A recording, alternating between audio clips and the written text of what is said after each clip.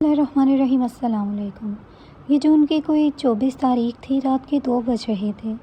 میں گہری نیند سے اٹھا تھا کیونکہ میرا فون مستقل بجے جا رہا تھا۔ بہت مشکل سے ہاتھ بڑھا کر میں نے اپنا فون اٹھایا، کان سے لگایا۔ دوسری طرف میرے ہسپتال کی ریسیپشن بات کر رہی تھی۔ وہ مجھے کسی پیشنٹ کے بارے میں بتا رہی تھی کہ فوراً ہسپتال پہنچے۔ ایک دم سے میں اٹھ گیا۔ ہم ڈاکٹر ایسے ہی ہوتے ہیں، جب کسی بھی حادثے کے بارے میں یا کسی مریض کی سیریس کنڈیشن کے بارے میں سنتے ہیں تو اپنا آرام، سکون سب کچھ بھلا کر فوراً اپنے فرض کو ترجیح دیتے ہیں۔ میں نے بھی یہی کیا۔ بہت تیزی سے میرے دماغ نے کام کرنا شروع کیا۔ میں اٹھ کر فریش ہوا، ہسپتال نکل گیا۔ ہسپتال پہنچ کے مجھے پتہ چلا کوئی لڑکی سڑک پر بے ہوش پڑی ملی ہے۔ اسے بہت گہرے زخم آئے ہیں، خاص کر اس کے سر پہ، اور مجھے اسی لیے بلایا گیا تھا کیونکہ میں دماغ کا ڈاکٹر تھا اور یہ معاملہ مجھے ہینڈل کرنا تھا۔ میں فوراً اس مریضہ کے پاس پہنچا، اسے چیک کر کے اس کے سارے زخموں کو اچھی طرح سے سٹیچز وغیرہ لگا کے بند کیا۔ اس کے سر کے درمیانی حصے میں کوئی نوکیلی چیز گھسی تھی جس کی وجہ سے کافی خون بہہ گیا تھا۔ وہ تو خدا کا شکر تھا کہ بڑا نقصان نہیں ہوا تھا۔ سب کچھ کرنے کے بعد میں مریضہ کو غور سے دیکھنے لگا۔ وہ مریضہ میرے سامنے ہوش و حواس سے بیگانہ تھی اور میں اس کی خوبصورتی دیکھ کر میں بھوت رہ گیا تھا۔ اس کے زخموں پر میں بندش کر چکا تھا۔ اس کے سر پر کافی گہری چوٹ لگی تھی، اس لیے مجھے اس کے ہوش میں آنے کا انتظار تھا۔ جب تک وہ ہوش میں نہ آتی میں واپس اپنے گھر نہیں جا سکتا تھا۔ ایسے کیسز میں مریض کے کوما میں جانے کے بہت زیادہ چانسز ہوتے ہیں، اس لیے میں خود اس کے پاس موجود تھا اور اس کے وجود سے بڑی جڑی مشینوں پر نظر رکھے ہوئے تھا۔ لیکن خود بخود میری نظر بار بار بھٹکتے ہوئے اس حسینہ پہ جا رہی تھی، اور پھر ایک لمحہ ایسا آیا کہ میں خود پر سے اختیار کھو بیٹھا۔ صبح کے تقریباً 5 بج چکے تھے۔ اس مریضہ کے ساتھ کمرے میں تنہا تھا۔ نرس کو میں نے باہر بھیج دیا تھا اور بس اسی تنہائی میں نے خود پر سے اختیار کھو دیا۔ دھیرے سے اس کے بالوں کو پیچھے کرتے ہوئے اس کے ماتھے کو چوم لیا۔ یہ حرکت اتنی بے اختیار تھی کہ میں خود بھی شرمندہ رہ گیا۔ میں نے آج تک کبھی ایسا کچھ نہیں کیا تھا، لیکن نہ جانے اس لڑکی میں ایسی کون سی کشش تھی کہ میرے لیے اپنے آپ پر قابو رکھنا ہی مشکل ہو چکا تھا۔ میں جھٹکے سے پیچھے ہٹا، اپنے آپ کو اور سرزنش کرنے لگا کیونکہ یہ حرکت انتہائی غیر اخلاقی تھی اور میری تربیت اس طرح کی نہیں تھی کہ میں کسی بے ہوشی یا بے بسی کا فائدہ اٹھاتا۔ اس پر سے نظر ہٹاتے میں بس مشینوں کو مانیٹر کرنے لگا۔ میری پوری کوشش تھی کہ میری نظر دوبارہ اس کے حسین چہرے پر نہ پڑے۔ اس کی دھڑکن تھوڑی تیز تھی اور پھر کچھ ہی دیر بعد اس کے وجود میں جنبش ہوئی تو میں فوراً اسے آواز دینے لگا۔ مجھے تو اس کا نام بھی معلوم نہیں تھا۔ میں بس اسے آپ کہہ کے مخاطب کر رہا تھا۔ اس نے اپنی آنکھیں کھولی اور وہ بس یک ٹک میرا چہرہ دیکھنے لگی۔ اس کی خوبصورت بڑی بڑی نیلی آنکھیں کسی جھیل کا نظارہ پیش کر رہی تھیں اور مجھے لگ رہا تھا میں ان آنکھوں کے سحر سے ساری زندگی نہیں نکل سکوں گا۔ میں نے نرمی سے اس سے پوچھا، آپ ٹھیک تو ہیں؟ اس نے بس دھیرے سے سر میں ہاں ہلایا، پھر کہنے لگی، آپ کون ہیں؟ میں نے کہا، میں نے اسے بتایا کہ وہ ایک ایمبولینس کے ذریعے سے ہسپتال لائی گئی تھی۔ کچھ لوگوں کو وہ سڑک کے کنارے سے ملی تھی اور کوئی اس کے بارے میں کچھ نہیں جانتا، اس لیے ہم کسی کو اطلاع نہیں کر سکے۔ میں نے اس کا نام پوچھا تو خالی خالی نظروں سے مجھے دیکھنے لگی اور پھر اس نے ایسی بات کہی کہ میں چونک اٹھا۔ کہنے لگی، مجھے میرا نام نہیں معلوم۔ میں نے اس کے ایک کے پیچھے کئی سوال کیے لیکن وہ کسی بھی سوال کا جواب نہیں دے سکی۔ نہ اسے اپنا نام معلوم تھا، نہ پتہ، نہ کسی چیز کی وہ شناخت کر پا رہی تھی۔ وہ بس خالی کھلی نظروں سے یہاں وہاں دیکھ رہی تھی۔ میں جان گیا تھا کہ اس کے سر پر لگی گہری چوٹ نے اس کی یادداشت کو بہت نقصان پہنچا دیا ہے۔ پولیس میں تو ہم رپورٹ پہلے ہی کروا چکے تھے، لیکن اس کے باوجود بھی اس کا کوئی اتا پتہ معلوم نہ ہو سکا اور نہ ہی کسی نے اس کی گمشدگی کی کوئی رپورٹ درج کروائی تھی۔ قریبی تمام تھانوں میں اطلاع ہو چکی تھی، لیکن 2 دن گزرنے کے بعد بھی اس لڑکی کے لیے کوئی نہیں آیا تھا۔ اس کے زخم ٹھیک ہوئے تو اسپتال والوں نے اسے ڈسچارج کرنے کی بات کی، لیکن سمجھ نہیں آ رہا تھا کہ ڈسچارج ہونے کے بعد کہاں جائے گی، اس لیے میں نے اس لڑکی کی ذمہ داری اپنے کاندھوں پر لے لی۔ سچ تو یہ تھا کہ اسے دیکھ کر میں اپنا دل ہار بیٹھا تھا اور اس کے لیے میرے دل میں اس سے جذبات پیدا ہوئے تھے کہ میں خود اب اس سے الگ نہیں ہونا چاہتا تھا۔ گزرے 2 دنوں میں نے اس کا بہت خیال رکھا تھا اور جب میں نے اسے اپنے گھر چلنے کو کہا تو اس کے پاس انکار کرنے کی کوئی وجہ نہیں تھی۔ وہ خاموشی سے میرے ساتھ میرے گھر چلی آئی۔ میرے گھر پہ میری بوڑھی ماں تھی جس نے میرے کہنے پر بہت آسانی سے اس لڑکی کو ہمارے گھر میں جگہ دے دی، پھر اسے بیٹی بنا کے اس کا نام سمرین رکھ دیا۔ سمرین کے ہمارے گھر آنے پر نہ صرف میں بہت زیادہ خوش تھا بلکہ میرے تو دل کی دنیا ہی بدل گئی تھی۔ ہسپتال سے زیادہ میرا دل گھر پر لگ رہا تھا۔ میں اپنی ڈیوٹی کرتے ہی فوراً بھاگ کے گھر آتا، سمرین سے اس کی خیر خیریت پوچھ کے اس کے ساتھ وقت گزارنے لگتا۔ اس کی یادداشت اس طرح سے گئی تھی کہ اسے کچھ بھی یاد نہیں تھا، اور نہ جانے کیوں میرا دل بار بار یہ دعا میں انگنے لگا کہ خدا کرے اسے کبھی کچھ یاد نہ آئے۔ میں پوری زندگی سمرین کو اپنے ساتھ اپنے گھر میں رکھنا چاہتا تھا۔ نہ جانے وہ کون تھی، کہاں سے آئی تھی، اس کے آگے پیچھے کتنے لوگ تھے، مجھے کسی بھی بات کا اندازہ نہیں تھا۔ اسی لیے اس کی یادداشت کا نہ آنا ہی میرے حق میں بہتر تھا۔ مجھے تو یہ بھی معلوم نہیں تھا کہ اس کا ایکسیڈنٹ کس طرح سے ہوا اور ابھی تک کسی نے اسے تلاش کرنے کی کوشش کیوں نہیں کی۔ سمرین کو میرے گھر آئے ہوئے ایک ہفتہ ہو گیا تھا۔ اس ایک ہفتے وہ میری ماں کے بھی بہت قریب ہو گئی تھی۔ وہ دونوں سارا دن ساتھ ساتھ رہتے، پھر جب میں ہسپتال سے لوٹ کر گھر آتا تو کافی وقت میں اپنی اماں اور سمرین کے ساتھ گزارتا تھا۔ سمرین کی باتیں بہت مزیدار ہوتی تھیں۔ اسے اپنا ماضی تو یاد نہیں تھا لیکن اس کا ذہن بہت تیز تھا۔ وہ ہمارے گھر کی ہر چھوٹی سے چھوٹی بات کو بھی فوراً محسوس کر لیا کرتی تھی۔ ایک ہفتے میں اسے میری پسند ناپسند اور ہر بات کا علم ہو گیا تھا۔ وہ ہمارے گھر کا اور میرا بہت زیادہ خیال رکھنے لگی تھی۔ پھر ایک دن میں نے اپنے جذبات سے مجبور ہو کر اس سے اپنی محبت کا اظہار بھی کر دیا۔ وہ ایک بہت خوبصورت شام تھی جب بارش بہت تیزی سے برس رہی تھی۔ سمرین بچوں کی طرح بارش سے لطف اندوز ہوتی پورے طرح سے بھیگ چکی تھی، اور پھر بارش کے ٹھنڈ ہونے کی وجہ سے اس کے ہونٹ نیلے پڑے۔ وہ کپ کپانے لگی تو بے اختیار میں نے آگے بڑھ کے اسے اپنے بازو میں سمیٹا تھا اور اسے اپنے سینے سے لگا کر اسے اپنی محبت کا اظہار کر دیا تھا۔ کتنی ہی دیر تو وہ حیرت سے مجھے دیکھتی رہی اور پھر اس کے چہرے پر ایسی مسکراہٹ آئی کہ میں خوشی سے سرشار ہو گیا۔ اس کی مسکراہٹ نے مجھے یہ احساس دلایا کہ وہ بھی میرے لیے جذبات رکھنے لگی ہے۔ کچھ دیر تو وہ اپنی بڑی بڑی آنکھوں سے مجھے دیکھتی رہی اور پھر ایک دم شرما کے اندر کی طرف دوڑ پڑی۔ اس کی اس شرماہٹ نے مجھ میں ایک نئی جان ڈال دی تھی۔ میں اچھی طرح سے جانتا تھا کہ وہ کہاں گئی ہوگی، اس لیے میں بھی اس کے پیچھے پیچھے اندر کی جانب چل پڑا۔ میری امید کے مطابق وہ میری ماں کے کمرے میں ہی تھی۔ میں چوری چوری نظروں سے اسے دیکھ رہا تھا، پھر جب میں نے میری نظروں کی تپش کو محسوس کیا تو کپڑے بدلنے کے بہانے اپنے کمرے میں چلی گئی، اور میں نے اسی رات اپنی ماں سے سمرین کے حوالے سے بات کی، لیکن یہ بات سن کر میری اماں خاموش ہو گئیں۔ پھر میرے پوچھنے پر وہ کہنے لگی کہ بیٹے قاسم، ہم اس کے بارے میں کچھ بھی نہیں جانتے، وہ ہندو ہے یا مسلمان، کس ذات سے ہے، کس خاندان سے ہے، ہمیں کچھ بھی علم نہیں ہے۔ ایسے میں اب کیسے کسی لڑکی کو اپنی گھر کی بہو بنا سکتی ہوں؟ اماں کی بات سن کر میں حیران رہ گیا۔ مجھے ہرگز بھی اندازہ نہیں تھا کہ میری ماں کو اس رشتے پہ اعتراض ہوگا۔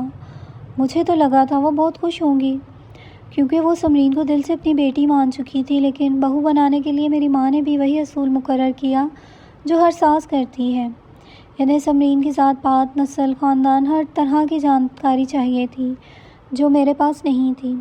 جب سے سمرین مجھے ملی تھی میں تب سے ہی اس کے بارے میں معلومات حاصل کرنے کی کوشش کر رہا تھا، لیکن ناکام رہا تھا۔ آج کے اس ڈیجیٹل دور میں بھی سمرین کے بارے میں معلومات حاصل کرنے میں مجھے کوئی کامیابی حاصل نہیں ہو سکی تھی، اسی لیے میں نے ہار مان کر اس سے شادی کا فیصلہ کیا تھا۔ اور پھر جب میں نے بڑی مشکل سے اپنی اماں کو راضی کیا تو پھر میری اماں نے شادی کی تیاریاں شروع کر دیں۔ انہیں سمرین سے کوئی مسئلہ نہیں تھا، بس وہ ایک خاندانی لڑکی کو بہو بنانا چاہتی تھی، لیکن بالآخر میں نے اکلوتے ہونے کا فائدہ اٹھایا اور اپنی ماں کو راضی کر لیا۔ زور و شور سے شادی کی تیاریاں شروع ہو گئی تھیں۔ اماں میری شادی میں اپنے سارے ارمان پورے کرنا چاہتی تھیں، اسی لیے انہوں نے شادی میں مہینے بھر کا وقت رکھا تھا، اور پھر میں اور سمرین دونوں ایک دوسرے کی پسند سے کپڑے وغیرہ کی خریداری کر رہے تھے۔ ایسے میں ایک دن جب میں سمرین کو لے کر شہر کی ایک بڑی سی بوتیک میں گیا جہاں مجھے اس کے لیے شادی کا شرارہ پسند کرنا تھا، تو وہاں کسی نے پیچھے سے سمرین کو مریم کہہ کے آواز لگائی اور سمرین ایک دم سے چونک کے پلٹی۔ وہ لڑکی جو سمرین کو آواز دے رہی تھی وہ اس کے سامنے آئی، آنکھوں میں آنسو بھر کے اسے گلے لگا کے کہنے لگی، مریم بھابی آپ کہاں چلی گئی تھیں؟ ہم نے آپ کو کتنا تلاش کیا، سب آپ کے لیے کتنا پریشان رہے، سمرین ہکا بکا اس لڑکی کو دیکھ رہی تھی اور وہ لڑکی کہتی چلی جا رہی تھی کہ کیا آپ کو پتہ ہے کامران بھائی نے آپ کی وجہ سے اپنی طبیعت خراب کر لی تھی. انہوں نے ہر جگہ آپ کو تلاش کیا لیکن بہت زیادہ ڈھونڈنے کے باوجود بھی آپ ہمیں نہ ملی. وہ اور بھی بہت کچھ کہہ رہی تھی لیکن میرے سر پر تو جیسے آسمان گر پڑا کیونکہ وہ جس کامران بھائی کا ذکر کر رہی تھی وہ سمرین کا شوہر تھا اور یہ بات اس لڑکی کی باتوں سے واضح طور پہ مجھے سمجھ آ گئی تھی.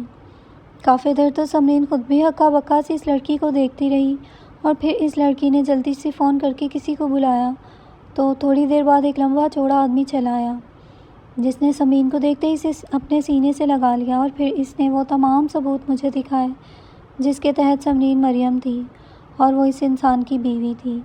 سمرین بس پھٹی پھٹی نگاہوں سے اس شخص کو تک رہی تھی.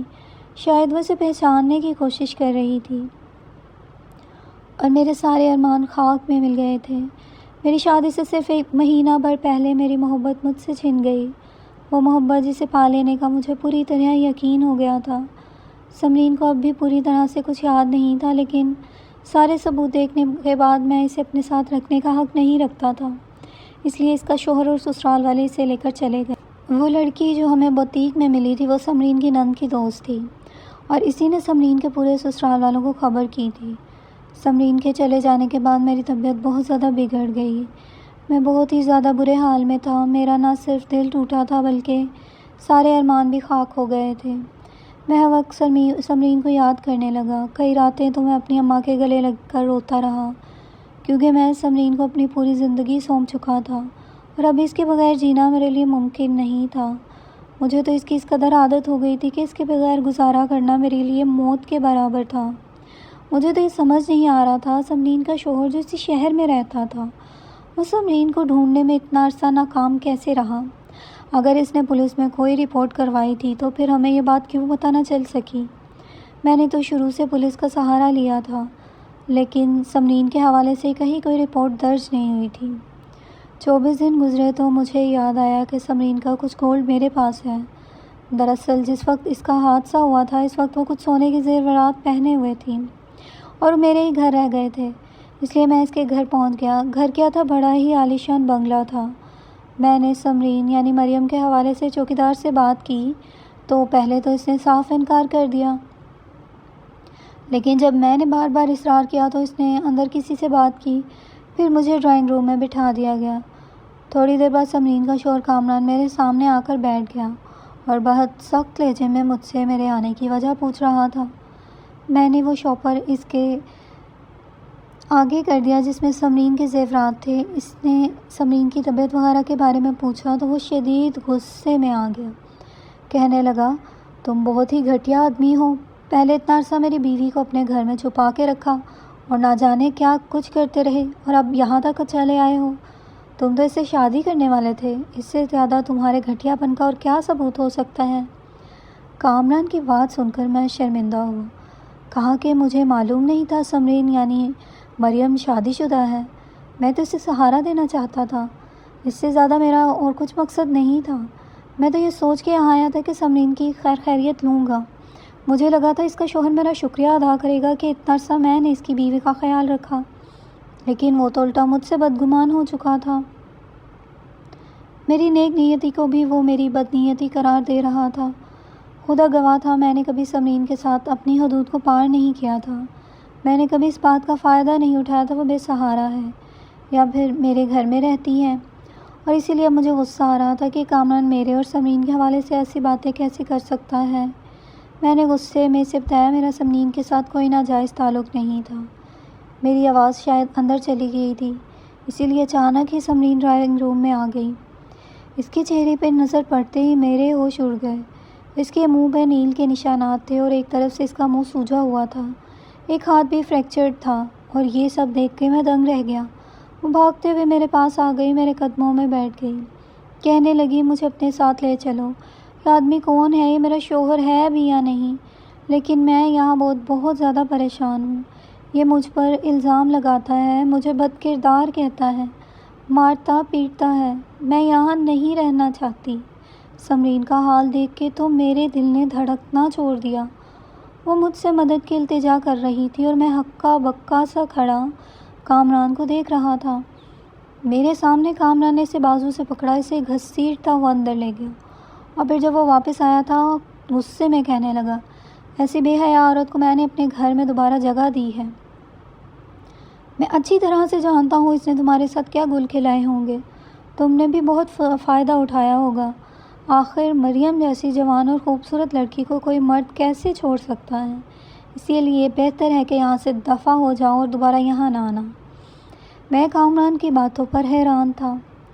ابھی تک مریم کی یادداشت نہیں آئی تھی، وہ خود کو ابھی بھی سمرین محسوس کر رہی تھی۔